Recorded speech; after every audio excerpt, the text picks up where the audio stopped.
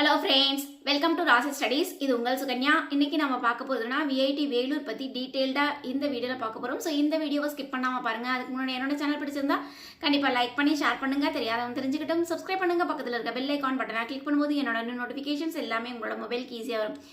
இப்போ பார்த்தீங்கன்னா விஐடி வந்து எப்போ எஸ்டாப்ளிஷ் பண்ணியிருக்காங்க, அது மட்டும் இல்லாமல் இந்த விஐடி வேலூரில் ஜாயின் பண்ணோம்னா எந்த என்ட்ரன்ஸ் எக்ஸாம் எழுதணும், இதுக்கு எலிஜிபிலிட்டி க்ரைட்டீரியாஸ் என்ன, பிளேஸ்மெண்ட்ஸ் என்ன, இன்ஃப்ராஸ்ட்ரக்சர்ஸ் என்ன, கேம்பஸ் எப்படி இருக்கும் அப்படிங்கிறது எல்லா டீட்டெயில்ஸும் இந்த வீடியோவில் பார்க்க போகிறோம். ஸோ இந்த வீடியோவை ஸ்கிப் பண்ணாமல் பாருங்கள். அதுக்கு முன்னாடி என்னோட சேனல் பிடிச்சிருந்தா கண்டிப்பாக லைக் பண்ணி ஷேர் பண்ணுங்கள். கீழே டிஸ்கிரிப்ஷன் பாக்ஸில் வாட்ஸ்அப் லிங்க் இருக்குது. அந்த வாட்ஸ்அப் லிங்க்கில் ஜாயின் பண்ணிக்கோங்க. இந்த மாதிரி நிறைய அப்டேஷன்ஸ் உங்களுக்கு வந்துகிட்டே இருக்கும்.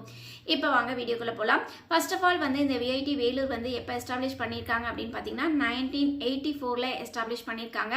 கிட்டத்தட்ட 372 ஏக்கராஸில் இந்த விஐடி வேலூர் கேம்பஸ் இருக்குங்க. அது மட்டும் இல்லாமல் என்ஏஆர்எஃப் ரேங்கிங்கில் 2024 11th பிளேஸ்லையும் 2023 11th பிளேஸ்லையும் இருந்திருக்கு. இதுக்கு அட்மிஷன்ஸ்னு பார்த்தீங்கன்னா எஸ்பெஷலி நீங்கள் விஐடி வேலூர்லேயோ இல்லை விஐடி சென்னையிலையோ நீங்கள் ஜாயின் பண்ணணும் அப்படின்னு ஆசைப்பட்டீங்கன்னா கண்டிப்பாக நீங்கள் இந்த விஐடி EEE அப்படிங்கிற என்ட்ரன்ஸ் எக்ஸாம் எழுதணும். அதுக்கு அப்ளிகேஷன்ஸ் ஓப்பனில் இருக்குது. லாஸ்ட் டேட் என்ன அப்படின்னு பார்த்தீங்கன்னா உங்களுக்கு March 31st last date. So பர்டிகுலராக நீங்கள் இந்த விஐடியில் ஜாயின் பண்ணணும் அப்படின்னா நீங்கள் என்ட்ரன்ஸ் எக்ஸாம் எழுதணும். என்ட்ரன்ஸ் எக்ஸாமுக்கு அப்ளிகேஷன்ஸ் போடுங்க. அப்ளிகேஷன்ஸ் போட்டால் மட்டும்தான் நீங்கள் என்ட்ரன்ஸ் எக்ஸாம் எழுத முடியும். அது மட்டும் இல்லாமல் எலிஜிபிலிட்டின்னு பார்த்தீங்கன்னா நீங்கள் மேக்ஸ் ஃபிசிக்ஸ் கெமிஸ்ட்ரி பண்ணியிருக்கலாம், இல்லைனா ஃபிசிக்ஸ் கெமிஸ்ட்ரி பயாலஜி பண்ணியிருக்கலாம். நீங்கள் மேக்ஸ் ஃபிசிக்ஸ் கெமிஸ்ட்ரி பண்ணியிருந்தாலும் சரி, இல்லை ஃபிசிக்ஸ் கெமிஸ்ட்ரி பயாலஜி பண்ணியிருந்தாலும் சரி, நீங்கள் பர்டிகுலராக 60 மார்க்ஸ் எடுத்துக்கணும். யார் அப்படின்னு பார்த்தீங்கன்னா ஜென்ரல், EWS, OBC, NCL கேண்டிடேட்ஸாக இருக்கீங்க அப்படிங்கிற பட்சத்தில் SC ST கேண்டிடேட்ஸ்க்கு மட்டும் 55% இருந்தால் போதும் அப்படின்னு சொல்லி அனௌன்ஸ்மெண்ட்ஸ் கொடுத்துருக்காங்க. அது மட்டும் இல்லாமல் இந்த விஐடி வேலூரில் என்னென்ன பிரான்ச்சஸ்லாம் இருக்குது அப்படின்னு பார்த்தீங்கன்னா நிறைய பிரான்ச்சஸ் இருக்குங்க. எஸ்பெஷலி கம்ப்யூட்டர் சயின்ஸுக்கு மட்டுமே நிறைய பிரான்ச்சஸ் இருக்குது. இப்போ பார்த்தீங்கன்னா உங்களுக்கு computer science and engineering, artificial intelligence machine learning, artificial intelligence and data engineering, அதுக்கடுத்து கம்ப்யூட்டர் சயின்ஸ்லேயே பயோ இன்ஃபர்மேட்டிக்ஸ், சைபர் செக்யூரிட்டி, அதுக்கடுத்து information security, internet of things, அதுக்கடுத்து உங்களுக்கு வந்து business system, collaborations with TCS. So இது எல்லாமே கம்ப்யூட்டர் ரிலவெண்ட்டான கோர்சஸ் தாங்க. அது மட்டும் இல்லாமல் data science, blockchain technology, so இத்தனை கோர்சஸ் கம்ப்யூட்டர் ரிலவெண்ட்டான கோர்சஸ் இருக்குது. அது மட்டும் இல்லாமல் உங்களுக்கு வந்து இசியில் உங்களுக்கு வந்து கிட்டத்தட்ட 4 கோர்சஸ் இருக்குது.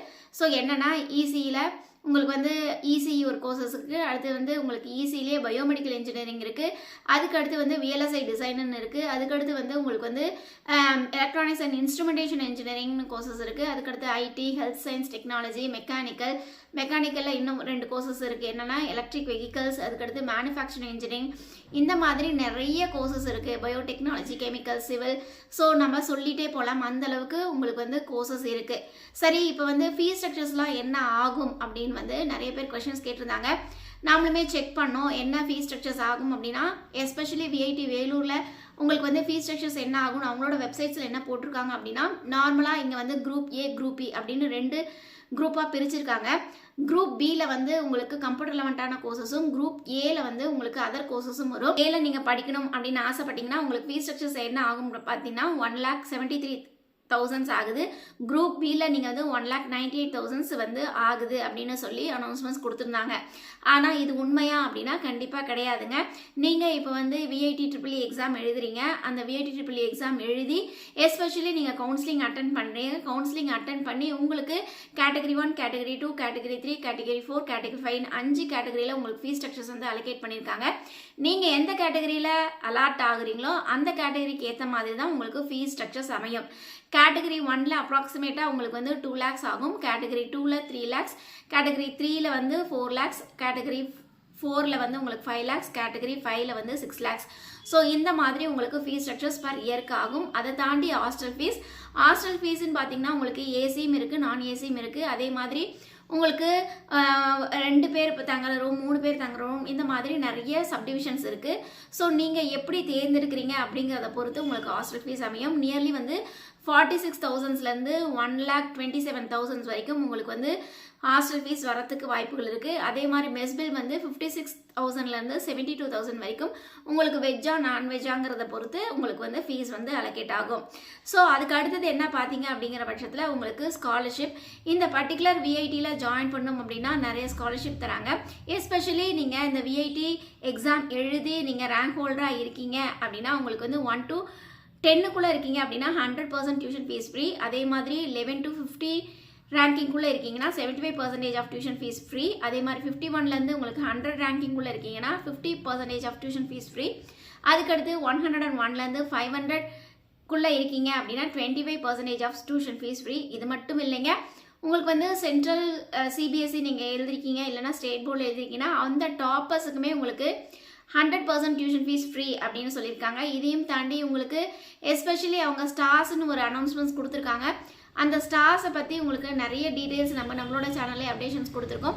ஸோ அதுக்குண்டான தம்ப்நெயில் இதுதாங்க. ஸோ இந்த தம்ப்நெயில் பார்த்தீங்க அப்படிங்கிற பட்சத்தில் விஐடியில் நீங்கள் இலவசமாக படிக்கலாம் அப்படின்னு சொல்லி நம்ம ஒரு தம்ப்நெயில் கொடுத்து நம்ம அதுக்குண்டான வீடியோஸும் கொடுத்துருக்கோம். ஸோ செக் பண்ணி பாருங்கள். அதுக்கடுத்து பிளேஸ்மெண்ட்ஸ் அப்படின்னு பார்த்தீங்கன்னா உங்களுக்கு ஹையஸ்ட் பேக்கேஜ் வந்து உங்களுக்கு 2023 எவ்வளோ கொடுத்துருக்காங்க அப்படின்னு பார்த்தீங்கன்னா 1 crore, அதாவது உங்களுக்கு 1.02 crore வந்து 2023 அலோகேட் பண்ணியிருக்காங்க. அதுக்கடுத்து ஆவரேஜ் பேக்கேஜ் அப்படின்னு பார்த்தீங்கன்னா 2023 9.23 lakhs-உம் 2024 உங்களுக்கு ஹையஸ்ட் பேக்கேஜ் 88 lakhs-உம் ஆவரேஜ் பேக்கேஜ் வந்து உங்களுக்கு 9.9 lakhs-உம் உங்களுக்கு வரத்துக்கு வாய்ப்புகள் இருந்திருக்கு. ஸோ கிட்டத்தட்ட 867 கம்பெனிஸ் வந்து விசிட் பண்ணியிருக்காங்க. ஸோ நம்ம எப்பயுமே ஹையஸ்ட் பேக்கேஜை விட ஆவரேஜ் பேக்கேஜ் தான் பார்க்கணும். ஸோ ஆவரேஜ் பேக்கேஜுங்கிறது ஓகே நார்மல், உங்களுக்கு நியர்லி 10 lakhs வருது சரிங்களா. ஸோ நிறைய டாப் ரெக்ரூட்டர்ஸ் வராங்க. சரி, இந்த பர்டிகுலர் விஐடி காலேஜில் ஜாயின் பண்ணோம்னா உங்களுக்கு வந்து இன்ஃப்ராஸ்ட்ரக்சர்ஸ் எப்படி இருக்குது, ஹாஸ்டல்ஸ் எப்படி இருக்குது, மெஸ் எப்படி இருக்குது அப்படிங்கிறத டீட்டெயிலாக நம்ம பார்க்கலாம். ஃபஸ்ட்டு வந்து உங்களுக்கு இன்ஃப்ராஸ்ட்ரக்சர்ஸ் எப்படி இருக்கும் அப்படின்னு பார்த்தீங்கன்னா கிட்டத்தட்ட 372 ஏக்கராஸில் இருக்குது. அது மட்டும் இல்லாமல் இந்த ஒவ்வொரு டிபார்ட்மெண்ட்டுக்குமே ஒரு பில்டிங்கே இருக்குது அப்படின்னு சொல்லாங்க. அதையும் தாண்டி உங்களுக்கு மல்டிபிள் கம்ப்யூட்டர் சென்டர்ஸ் இருக்குங்க. அதுக்கடுத்து கிளாஸ் ரூம் வந்து மல்டிமீடியா ப்ரொஜெக்டர்ஸும் ஏர் கண்டிஷனர்ஸும் இருக்கும்.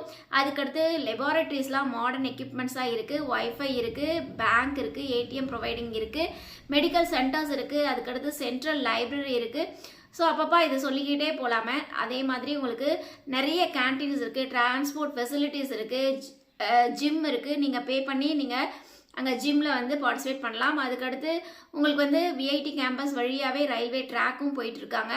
அது மட்டும் இல்லைங்க, இந்த கேம்பஸ்க்குள்ளேயே ஒரு பெரிய லேக் இருக்குது அப்படின்னே சொல்லலாம். ஸோ கேம்பஸ் எப்பயுமே உங்களுக்கு ரொம்ப க்ளீனாகவும் க்ரீனரியாகவும் இருக்கும் அப்படின்னு சொல்லுவாங்க.